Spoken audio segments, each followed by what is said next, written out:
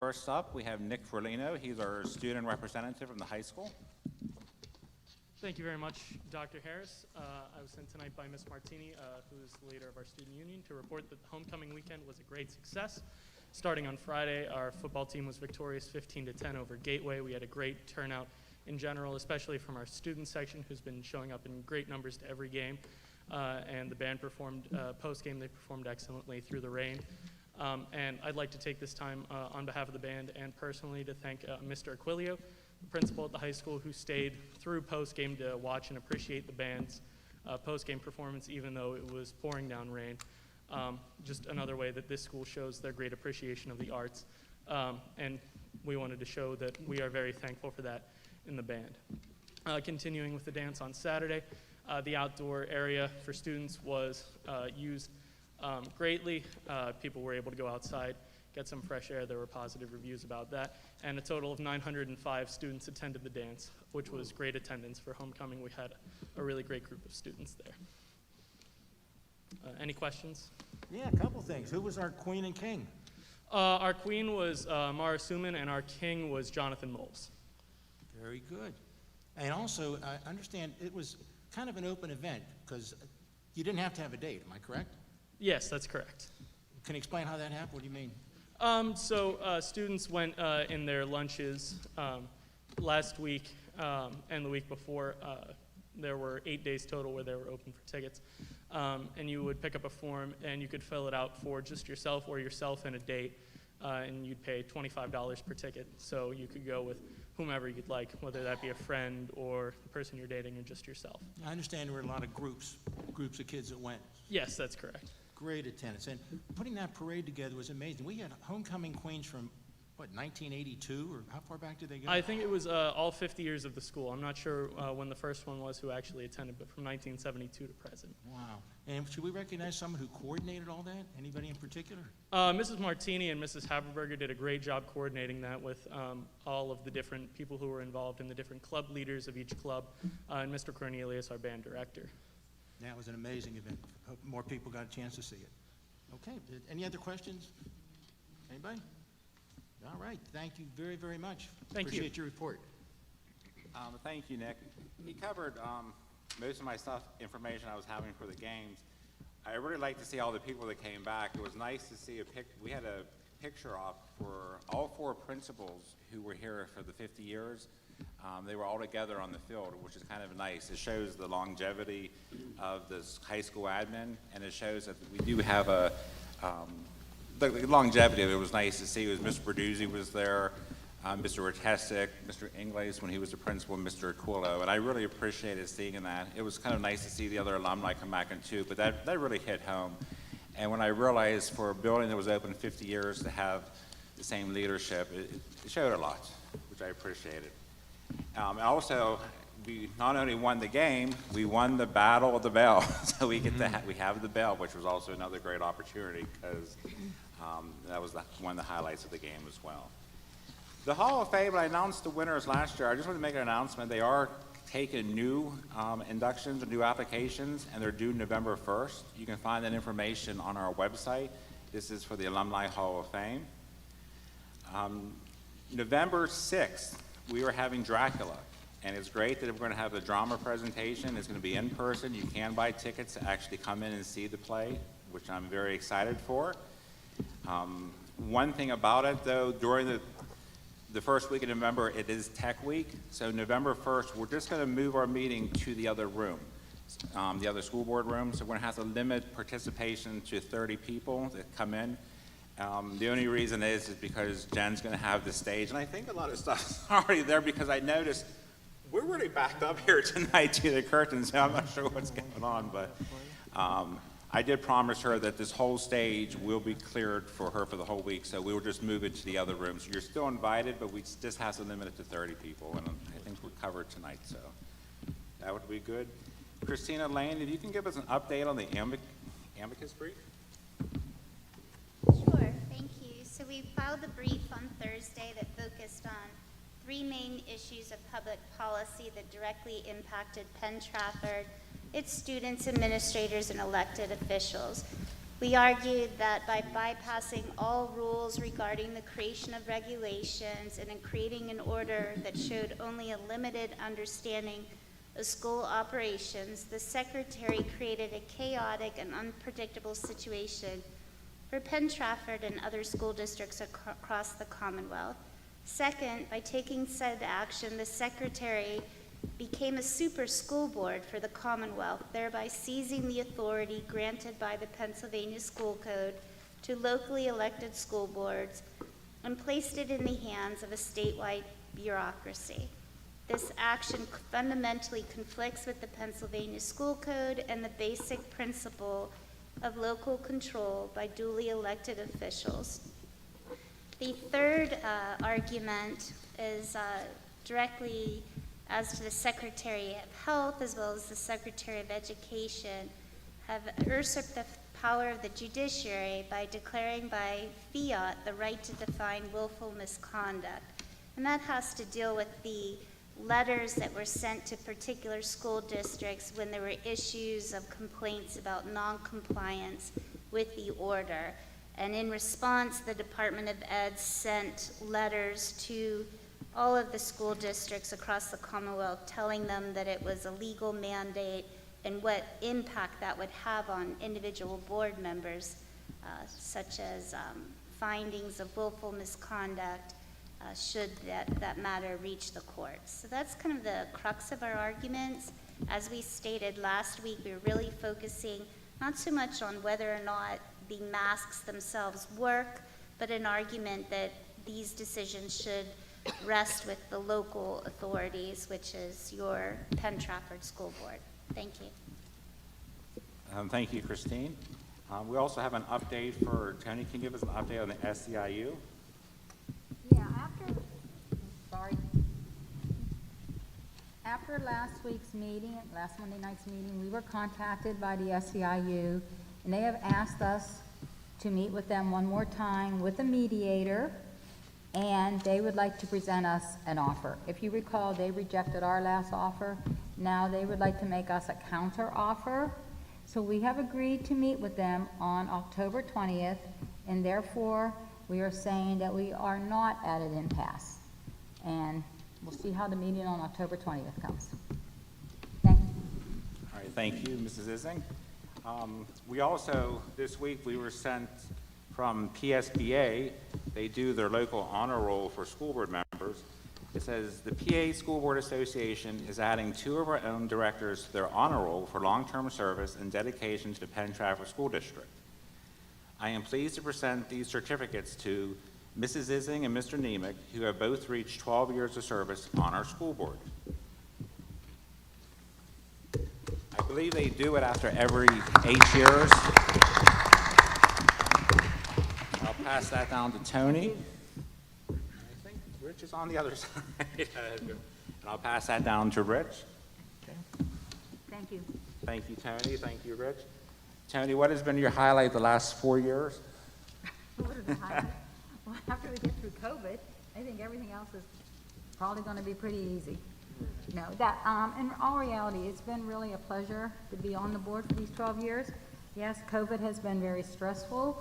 We've learned a lot along the way, but I've got to meet some really great people. I got to see some of the great things that are done in our schools. We have really wonderful kids. We have a wonderful staff. Everybody truly does work together for the benefit of our students. So it's been a pleasure. And Rich, do you have any, your highlights, especially the last 4 or the last 12? Excuse me. I would just like to say that you couldn't ask for a better board of people what we work with here. It makes the job bearable whenever times are bad. Thank you for everybody here. Thank you.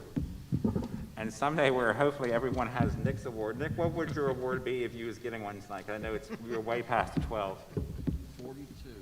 42 years for Nick Petrucci, so that's going to be a hard one to beat. I challenge anyone to do that.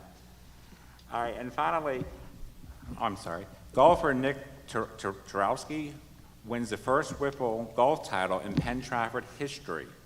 Nick is only a sophomore, and he will be advancing to the States.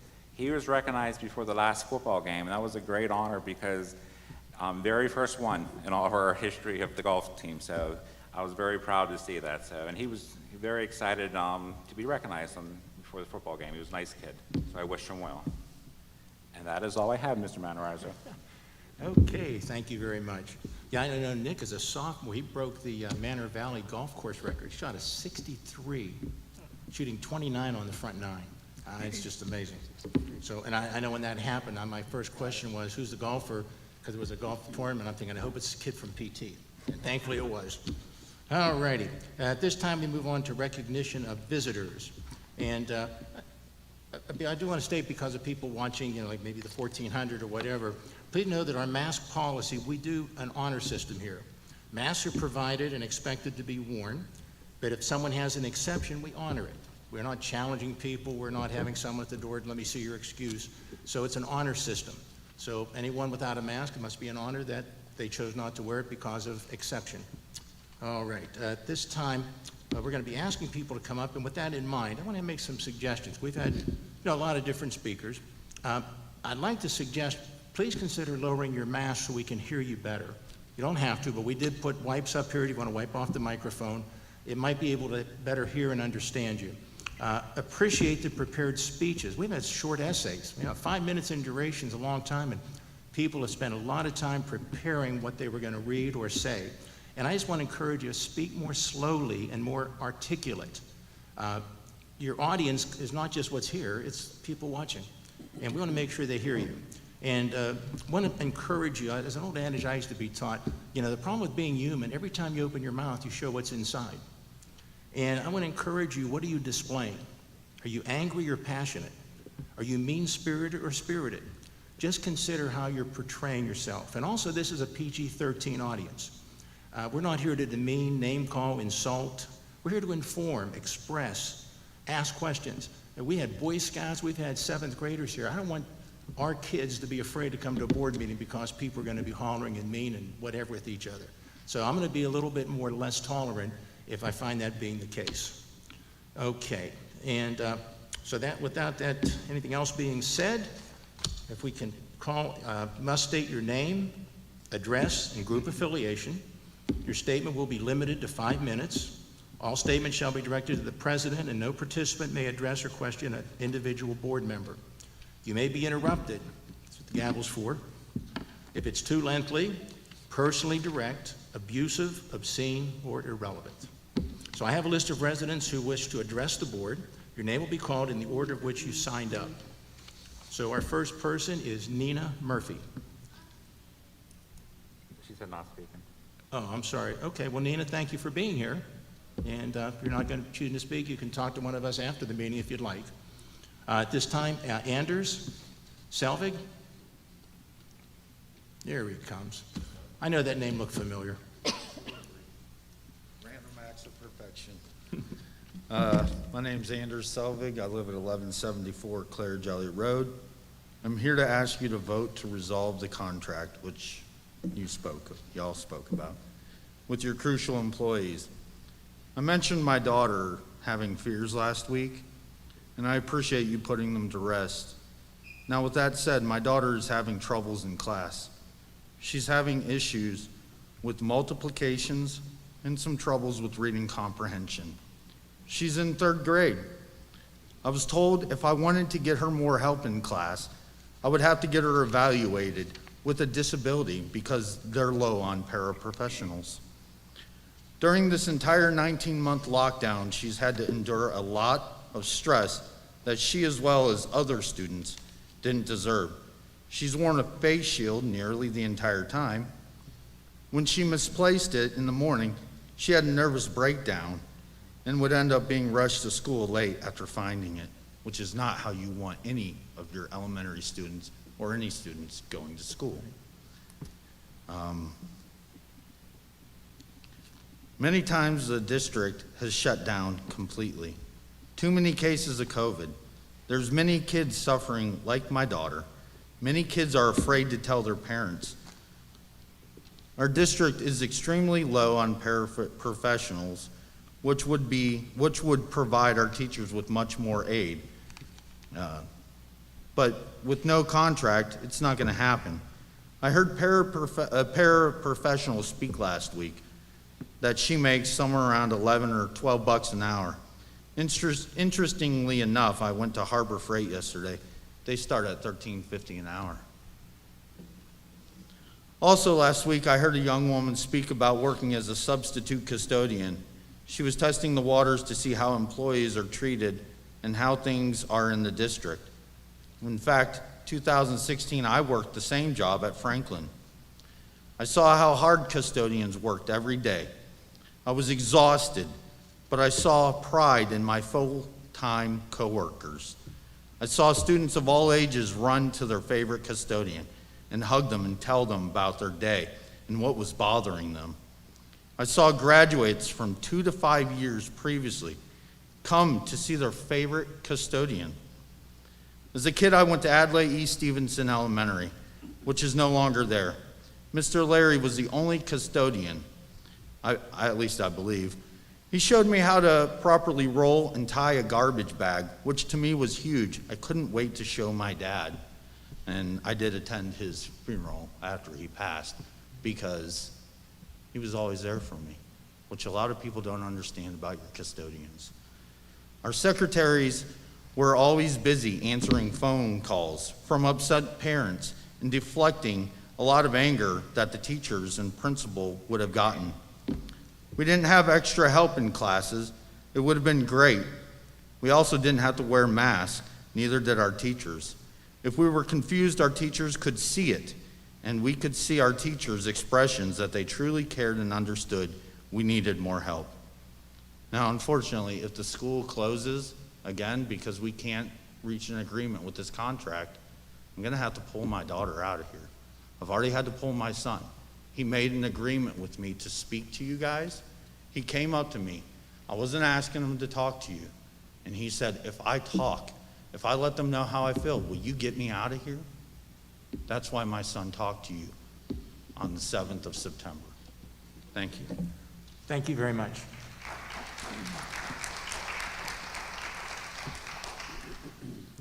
At this time, Melissa Cheplik, please come up.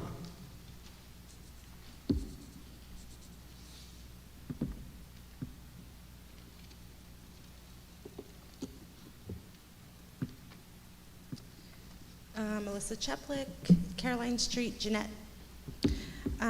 Good evening. I'd like to share a little information that I learned concerning COVID testing.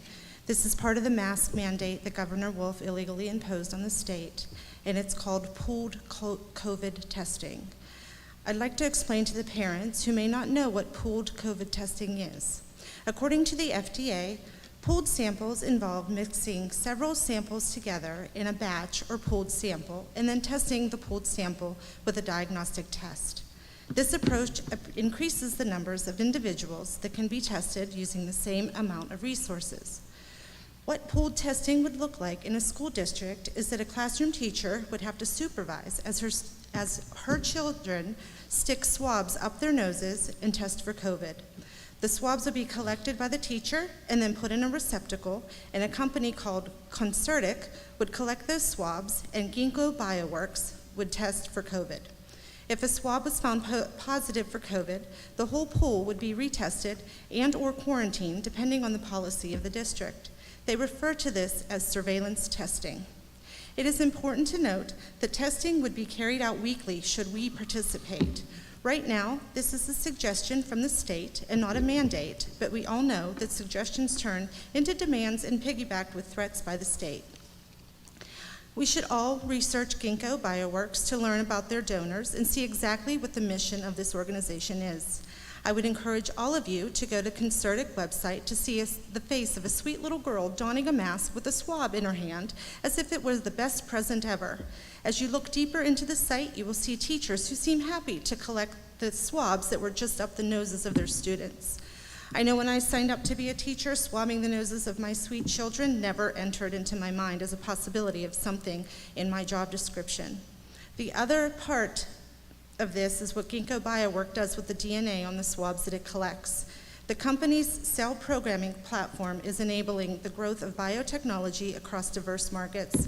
They are using DNA they collect from our kids to do research and make new pharmaceuticals and other products. All of this information can be found on the PDE website, and if you want to research more, Google Public Health Guidance for Pooled Testing. The DOH and the Governor Wolf really talk this up as a wonderful thing. This testing is a free resource for schools, and thanks to the CDC's $338 million of funding and extra funding from Governor Wolf, it is expected that this program will run through this year and through next year. I have a letter addressed to all superintendents dating August 16, 2021, announcing that the DOH has partnered with Ginkgo Bioworks to offer free pooled testing to the districts in the Commonwealth.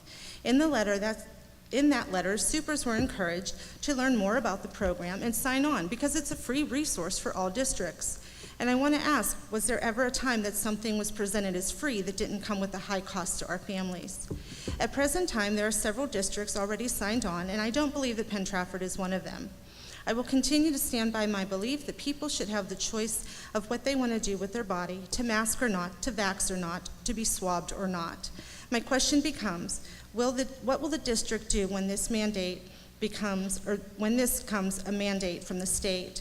What will we do when the vaccine mandate comes? I believe we have the right to our privacy, to have our DNA kept to ourselves, that our bodies are our own, and the government has no right to poke or swab or mask, and that we have the choice and it should be ours alone. I know that all of you up there are likely to feel the same way. So just as I have asked before, how are we being proactive? Do we have a plan? Are we going to stand against this tyranny from an overreaching government? Truly, the power lies in all of you. And once again, I will remind you that if you are too tired or do not want to take up this fight anymore, step aside and let me take on that burden. Thank you. Okay, thank you for your research.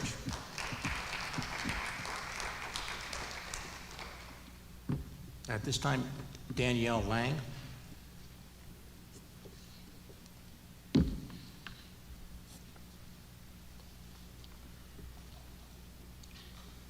Good evening, Danielle Lang, Gregerson Road, Irwin, mother of 3 within our district. First, I'd like to start off by saying thank you to all of you for last week for voting to join the lawsuit. I applaud you for that. I do hope that you keep us updated and the rest of the community with any new updates that come about, like you did this evening.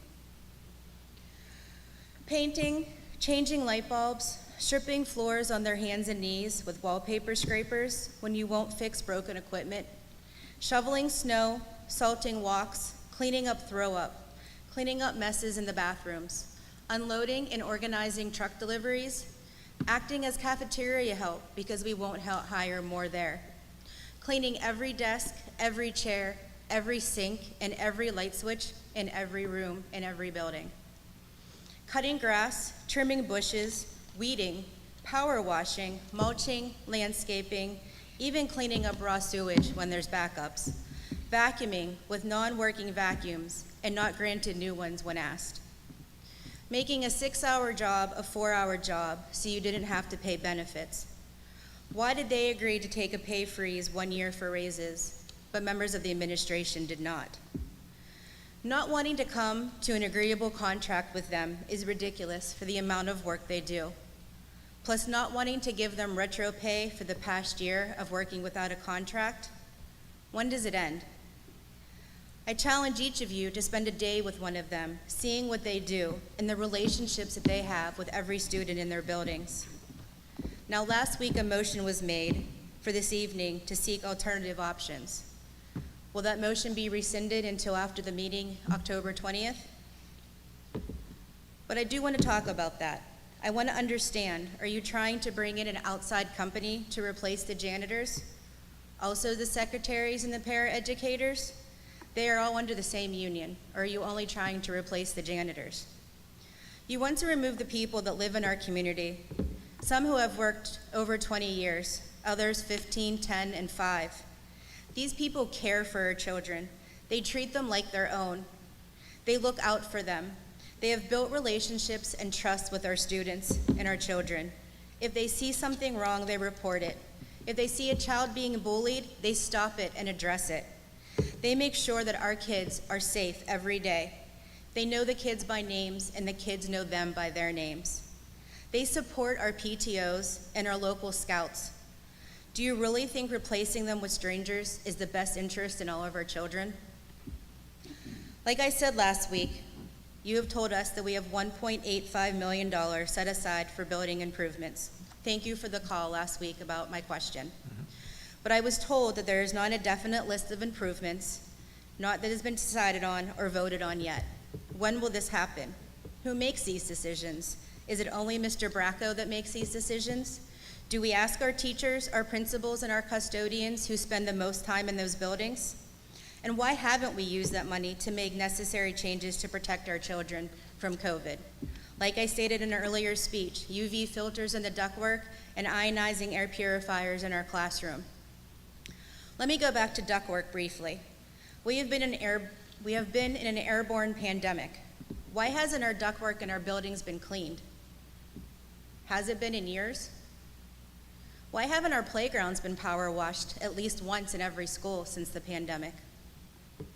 But we are looking to spend $250,000 to power wash our high school? For what reason?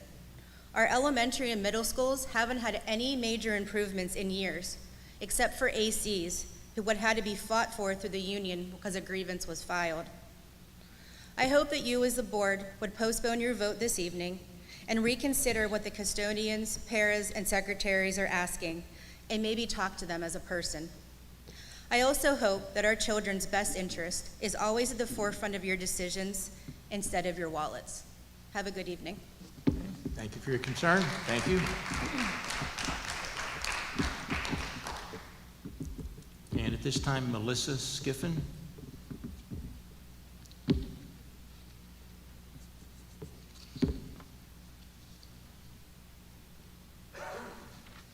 Good evening, everyone. Melissa Skiffen, 110 Duncan Street, Jeanette, PA. I'm going to ask if you could get a little closer to the mic. Sure, I didn't want to yell. Anybody here now? I think you've been. All right, cool. Thank you. Thank you. We moved to this district about 6 years ago so that my son could attend Penn Trafford School District. It was absolutely an intentional move. We had researched school districts in this area, and Penn Trafford was where we chose to move. The reason for that is my son Kiefer, who is now a 10-year-old fourth grader at McCullough, has Down syndrome and autism, and the special education program here at Penn Trafford was known throughout the county, if not the state, for how well things have gone. Kiefer has been included in the general education curriculum classroom since he started kindergarten. He also has learning support.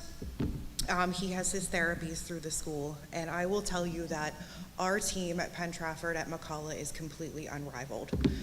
He has the best team and the most invested people I have ever seen, and because of that, he is thriving. A key part of that, though, is his paraprofessional that has supported him. She has allowed him to access the curriculum, math, reading, ELA, science, social studies. She has attended before school in the mornings to attend science club with him. She has gone on every field trip with him. She assists him at lunch. She makes sure that he is safe. She is the key to everything that he accesses in McCullough, and she is a vital member of his team. Kiefer has lost 2 paraprofessionals this year.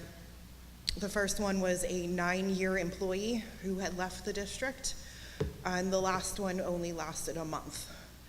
At this time, there is no staff for Kiefer, so an assistant teacher is providing support for him so that his IEP remains in compliance. While I'm okay with that part, because obviously he needs that support to continue what he's doing, it has pulled staff from his learning support teacher. And also, it will be another transition for him once a new paraprofessional is hired, and that's a lot of transitions for a 10-year-old with Down syndrome and autism. People deserve to feel valued, and they deserve a fair wage, and I've talked to a lot of our paraprofessionals, and aside from money, they just don't feel like they matter to many people within our district. They feel as though they're less than, and I am here to say that they are not less than. Our current paras have invested in this district, but more importantly, they have invested in our children. And I stand before you tonight to ask you to please invest in them. If you don't know what our paras do for the students of Penn Trafford School District, I'm sure they would be happy to spend the day with you. My son is in 4th grade at McCullough. I would love for you to go spend the day with him. He's a great little kid. They call him the mayor of McCullough. Everybody knows him. Everybody gives him high fives. Like, he's famous in his own right. So please visit the school. I promise it will be worth it. And before I leave you this evening, to any para that is in this room or watching on the YouTube channel, the service you have provided to Penn Trafford School District students is invaluable. And as a parent, I see you and I hear you, and I thank you for all that you've done for our kids. Thank you. Thank you very much.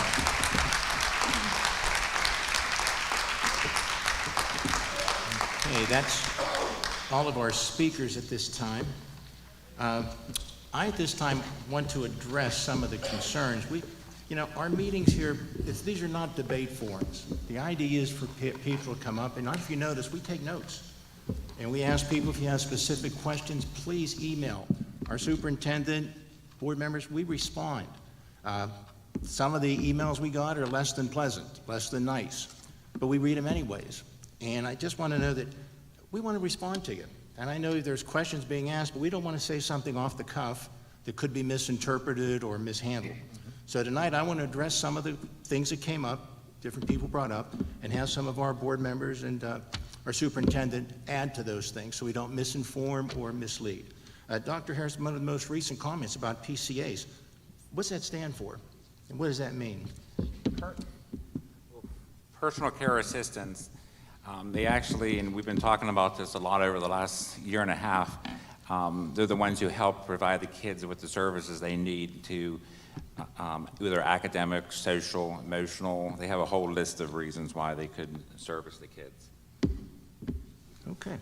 And their value as a grandparent of a student on an IEP, it's personal, and totally agree.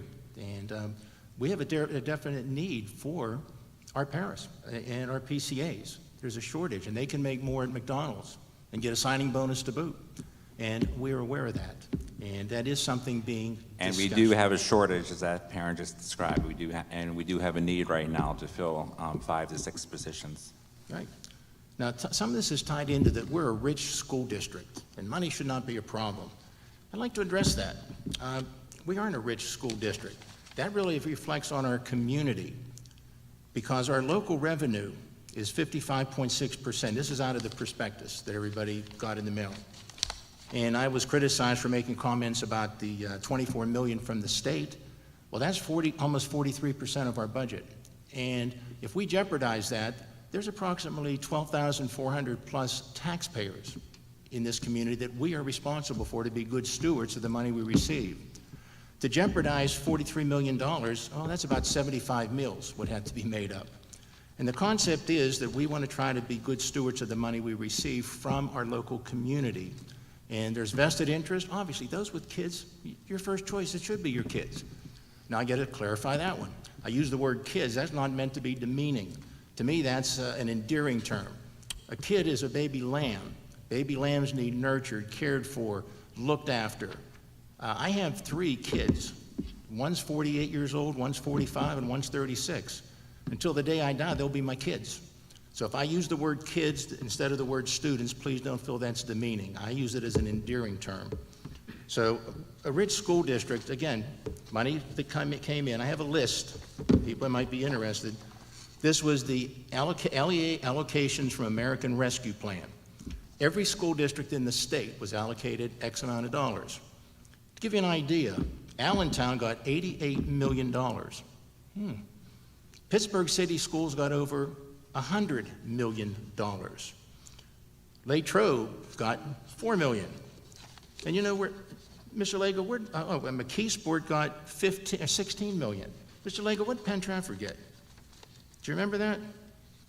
In total, or in this last In this last batch? Last round, it was 2.4 million, I believe. Yeah, to be more specific, $2,322. Yeah, anyway, just to put that in perspective, the money that's distributed from the state, COVID money, varies. We're not looked upon as a rich school district. Part of that, if you drive up Route 130, look at our business community. We love them. But if you drive up 22 and 30, all of those businesses are paying revenue to the school district. A friend of mine told me Gateway one year got $2 million from the Monroeville Mall. Our biggest employer in Penn Trafford, guess who it is? If you're looking at it, the school district. We don't have a business community supporting like others. But drive up 22 and 30, all of those schools, whether it's Gateway, Franklin, you take a look at Norwin, Hempfield, they're getting money from their community different than we are. So economically, just to put that up, I know we're also criticized for not being courageous as Hempfield. Hempfield, they're going to sign that Amicus Brief. Where are you? What's wrong with you guys? Are you cowards? We got some comments on that. Guess what? We all have friends. I know people on Gateway's board, Hempfield's board, Norwin's board, et cetera. And Hempfield didn't sign that. Hempfield wasn't going to, but they talked about it. Guess what? The only school district in Western PA that's on that Amicus Brief is Penn Trafford. So taking a look at what this school board's willing to do, we are concerned. And we take COVID seriously. Yours truly, guess what? I was in hospital 6 days, ICU. I was on remdesivir, on plasma, and God healed me. I have no doubt about that. He healed me because I came home and was only on oxygen for 3 days. And I thank God for that healing. So we take it seriously. I know Mr. Leonard, I think he was 3 weeks sick with it. So we're there, and we concern. And at this time, let's answer some of the questions on the contract. That's a big issue. You better believe it is, especially the PCAs. Mrs. Issing, you've been mostly involved in this. Would you share with us what's going on with the contract and address some of the questions? Yeah, thank you, Mr. Matarazzo. First of all, I want to give a personal note. I want to comment to the woman who said that Penn Trafford's a place to be if you have a handicapped child or you have a child on an IEP. I had a child born in 1990, severely handicapped, severely disabled. She passed away, and when she was born, people said to me, "You're lucky to be in Penn Trafford." I'm glad to hear they still talk the same today. And that being said, the paras and the PCAs are personal to me. I had help in my house 14 hours a day. That's how severe my daughter was. She was on equipment 24/7. Okay, so this is a personal issue to me. And because of that, we are taking their starting salary, which was low, from $10.35 to $15.50. That is a $5.15 increase from what it was previously. And we're happy to do that. They deserve it. And we value them in our schools. Okay, the comment was made about no retro pay. The current contract that was offered to the custodians, paraprofessionals, secretaries, PCAs, did include retro pay for last year. It absolutely did. I've heard concerns over the last few days, especially about people having to take a pay cut because they believe the maximum wage in the new contract is $20.90 for the custodians and the secretaries. That is not true. Anyone making above $20.90 gets the standard raise. First year of the contract, 30 cents, second, 40, third, 40, and the last one, 45. Below $20.90, custodian and secretary also gets a mid-year bump of 40 cents. The mid-year bump stops when a custodian secretary reaches $20.90. Their wage does not stop at $20.90. It continues to go up based on the standard standard increase. As for the October 20th meeting, as I said, we are going to get together with the SEIU. We really would like to get to an agreement and put this behind all of us, but we want to be fair to our taxpayers and our employees. Thank you, Mr. Matarazzo. Oh, you're welcome. Maybe just add a little bit more onto that. Mr. Lego, that $25 an hour, 23, that's not all that we're paying, is that correct? What is it costing the school district, possibly, potentially? Well, for any employees who are at the top of the wage scale with their pension contribution of over 34%, and health care, if they're a family plan, of about $18,000 a year. That would bring their total compensation package to around $95,000. That includes employer share, Social Security, and Medicare? Correct. Okay. So it's the old ad, there's hidden cost, and not everything is face value. That's if they take the family plan, though, too. Right. And so we just want to be honest, because if the public doesn't know, whose fault is it?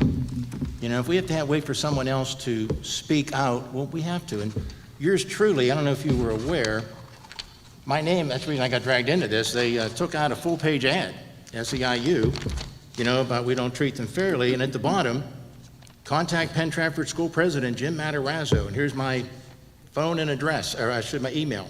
Tell him, so the life-changing work we do. So I was named specifically, you know, publicly, and I want to respond publicly. But I also want to share that our teachers did life-saving work as well. Our teachers were cleaning desks between every period. There was a lot of activity going on, so I don't want to minimize that.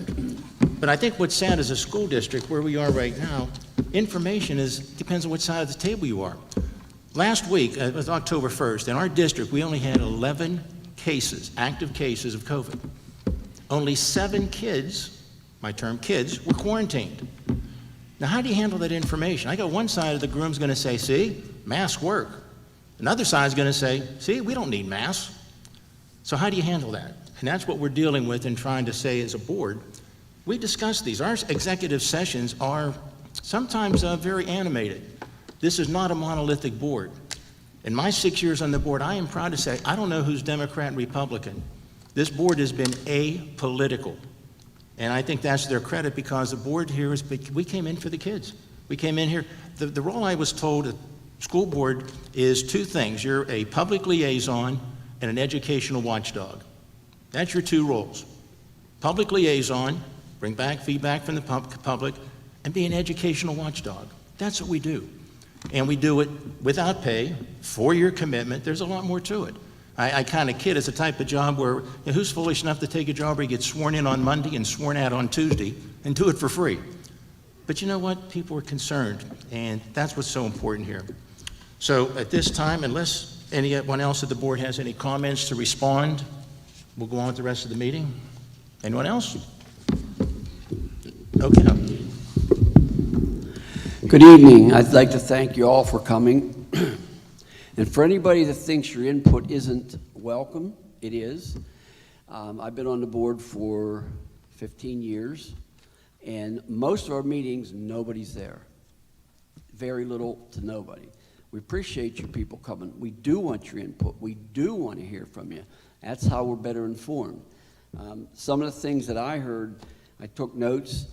There's a lot of misinformation, and I'm going to request whenever this SEIU contract, the offer, I've talked to our administration. I want a fact sheet handed out to every member of the SEI group so they know the facts as they truly and really are. Because we had people last week saying things like, one young lady said, we get no holidays, no vacation, no sick days. That's true for the paras now, but that's not true with the new contract. There's some of that in there. Every single para will get at least the new starting wage. The one young lady said, well, I've been here for X amount of years. I only make $11 or $12 an hour. That everybody, no exceptions, will go up to at least the new starting wage. That type of information needs to be handed out so that everybody knows there's nobody in that contract that wouldn't get a raise. Everybody would. The effort is, I personally, and I know the rest of the board, we've had a lot of discussions for the last year or so, that our paras need better compensation. They need better recognized. I have a special needs.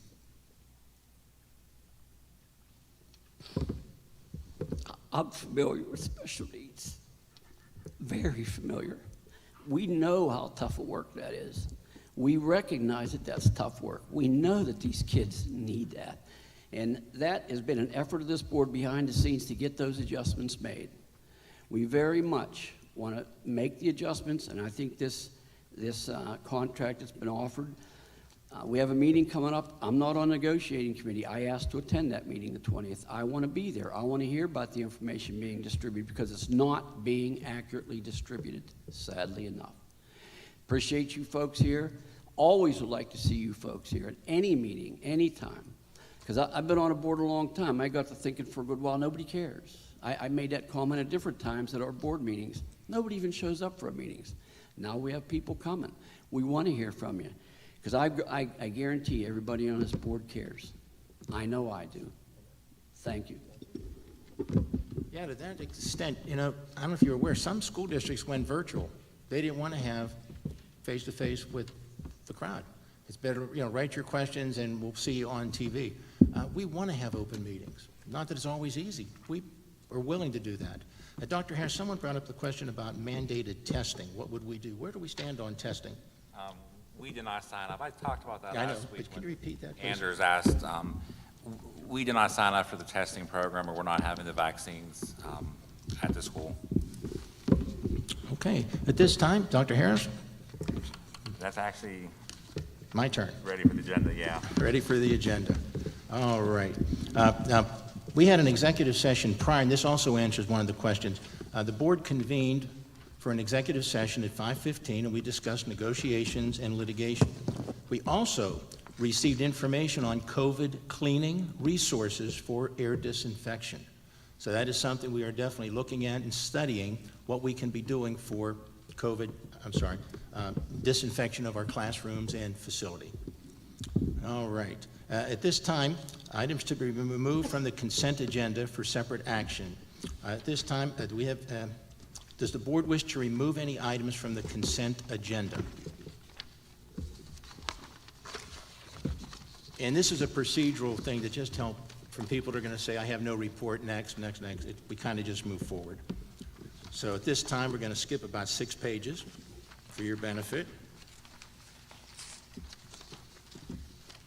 And at this time, employee relations, negotiations, and transportation. Mrs. Ising. No, we have to vote on the consent agenda. Oh, I'm sorry. Took that for granted. All those in favor of the consent agenda? Need a motion. Oh, someone give me a motion. I'm going to share something too with you. From a board standpoint, we go by Robert's Rules of Order. So there's an organization part. It's tough for me also to let you know, how did I become president? Why me? Well, it was my turn. Our school district, unlike others, the wisdom of our elders, Mr. Petrucci, and others, they decided not to vote for a president that no one thinks they're more important than everybody else. We're all one of 9. There's no one more important. The president gets to hit the gavel, lead the meeting, and then say next. So there's nothing special about me. It's just it was my turn. Now, maybe I could say, I wish it wasn't my turn. But at the same time, that's how this works. So next year, the vice president sitting beside me, it'll be his turn if he wants it. You can reject it. But that's how we work that. Can you? Not right now. No. So anyway, that's how that, just to let you be aware of Robert's rules. So thank you, Mr. Parliamentarian. And do we have a motion to accept the consent agenda? I have a moved and seconded. We have a second? I got a second. Question? Question. All those in favor? Aye. Consent agenda is moved. Thank you. Now, I might add something else for you from a board perspective, why this is important to do things by the rules, why we have the solicitor. At our executive session, our solicitor has to be there so we don't vote on anything that's not on the agenda. We don't have a private meeting going against sunshine laws. It's important that the public needs to know. So our first meeting of the month, if you're not aware, Dr. Harris will say, this is what we are going to do next meeting. So there's a week preparation. Dr. Harris reads, this is what we're doing, so everybody can either come, not come, add, delete. And then at the second meeting of the month, where we are today, now we vote on things. So there's no surprises. All righty. At this time, finally, Mrs. Ising, Employee Relations, Negotiations, and Transportation. Thank you, Mr. Matarazzo. You're welcome. As part of the procedure, we have to present the motion that we added, that we put on the agenda last week, okay? Move to develop bid specifications and solicit proposals for custodial, secretarial, and PCA paraprofessional services. Okay. We have a motion on the floor. Do we have a second? Second. Okay, it's been moved and seconded. Question. And questioned. I move to table this until we have a chance to meet with the SEI group. I second that. Okay. We have a movement to table the original motion. Now here, parliamentarians, what would you do? That would take precedence. Thank you. of the other motions. So you need to vote on the motion to table. All right, thank you. So we need to vote on the motion to table. Do we have a second on that motion to table? We do, we're done. Okay, all those in favor of tabling that motion till the next meeting, say aye. Aye. Any opposed? Motion passed. So now we will table. All right. Personnel and curriculum, Mr. Petrucci. Thank you, Mr. President. Move to employ the following personnel.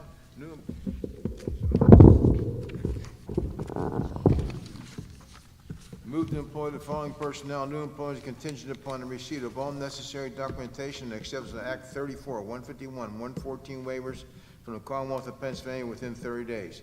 A copy of the personnel list will become an official part of the minutes of this meeting. Gina Riot, library aide, Penn Middle School, effective September 22nd, 2021, at the salary of $11.10 per hour. Linda Daniels, lunchroom aide at Trafford Elementary School, effective September 27th, 2021, at a salary rate of $10.25 an hour. Second. Boy, these guys on top of things tonight. All right, I think they're going to get out of here. Okay, it's been moved, it's been seconded, it's been questioned. All those in favor say aye. Aye. Opposed? Right. Okay. I'm not done yet, Mr. President. You're not done yet, all right. Go right ahead. I'm still here, okay. I'm gonna do a little history on the Victory Bell, because Dr. Harris is, he's fell in love with that bell, and it was pretty neat. This bell was drawn up, at one time Pitcairn Railroad, their name was the Pitcairn Railroaders. We were Trapper Tomahawks. But one time, you know, railroad yards would be so big, so huge, maybe Mr. Matarazzo remembers some of it, I do remember almost all of it. But this bell was created by a couple engineers from that lived in Trafford and also in Pitcairn, that they decided to put an old bell from one of the steam engines. They said they created for the football programs. I can't remember the first year, I wasn't alive then, but it makes no difference. Whenever they said it, and the Victory Bell was put in the cart, and if you won the game, we go. If the cart was at Pitcairn and Trafford won the game, they wheeled the thing, and the cheerleaders and everything, band followed the cart all the way back to Trafford High School, and also vice versa. And if you kept the bell there, because the bell was always on the field, then you take the bell up to the high school, up the hill. But this is, and it became very popular. Then when the merger, over 40-some years, it disappeared. And there were many people that said, you know, it was salvaged. And no one really knew if it was salvaged or not. Then Mr. Berduzzi, our former principal, got involved with this, and I don't know all the history. I wish he was here right now. He'd tell you more detail. But he involved with it, and they think they found it either in Waynesburg College or Slippery Rock College. And they restored it, and they brought it down here, and the plaque's already on there, all the scores of the games. And there was a 48 period of absence right there. They didn't play for the Victory Bell. But that's what the Victory Bell is now. And I didn't think it'd catch on, but I think it's caught on pretty good. And also, there's a difference between that bell and Mr. Matarazzo's bell. Mr. Matarazzo's bell is right down from where he grew up, probably about a half a block. That's the bell you see every game, football game, and also graduation.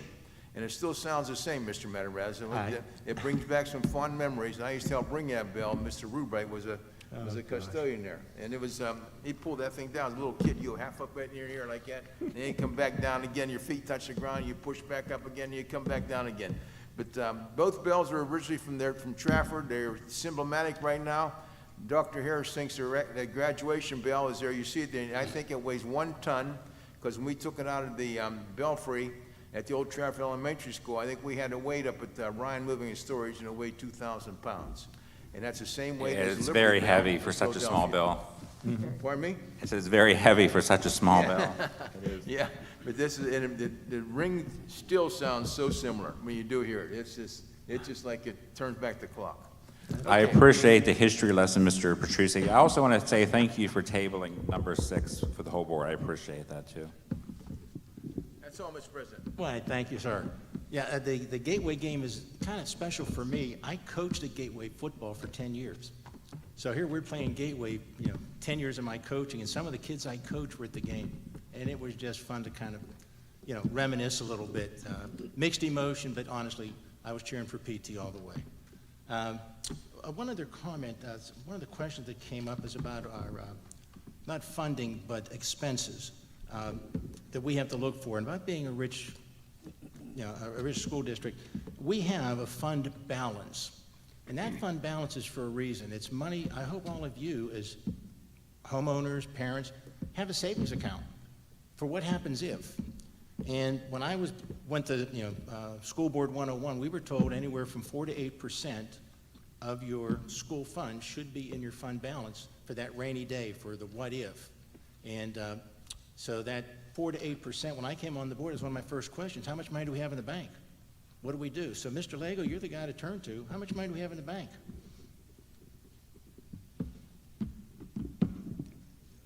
Well, after we finish with our high school renovation projects here, doing the brick remediation job, we'll have about $5 million in undesignated fund balance and another $2 million in designated fund balance. And again, those are for unexpected and unanticipated expenditures. They are truly our savings account. And the other thing you probably learned in School Board 101 is that, you never use one-time money to pay ongoing expenditures. So that's why we try our very best to not have to use fund balance when we put our budget together every year, because, most of our expenses are reoccurring, and we need to make sure that we have sufficient ongoing revenues to cover those ongoing expenses. So that's the fund balance really is our savings account. Right. Now, we have almost a $61 million budget, so that amount of money, I'm bad at math, I'm a social studies teacher. What percent would that be of our, we in that 4 to 8% range? Well, we're at about 7% in unreserved. We're at about 3% reserved. But realistically, we have enough in that account to cover about 2 months' worth of expenditures if we had no other revenues coming in. Very good. And talk about expenditures, I don't know if you're aware, McCullough needs a new roof. Take a guess at what a new roof on McCullough is going to cost. How's $1 million sound? So having fund balance is so important. We've had boilers that have gone out in the middle of the year, not on the budget, but we got to pay for them. And there's other expenses that the school district has to be able to cover. And a fund balance doesn't make us rich. Hopefully it makes us frugal and smart. You as a homeowner, hopefully you have a couple months, revenue set aside if you miss mortgage payments. That's where we are. And again, because of a board that's been frugal and wise in its spending has been very important, not because we're rich. Okay, I think at this time we're due for Solicitor's report. Thank you, Mr. Matarazzo. No report. Are you serious? Yes. That was too quick. Thank you. All right. So at this time, we go to adjournment. Do I have a motion to adjourn? Does anybody want a second? Second? Any question? All those in favor, please say aye. Aye. Any opposed? Too bad. Good night.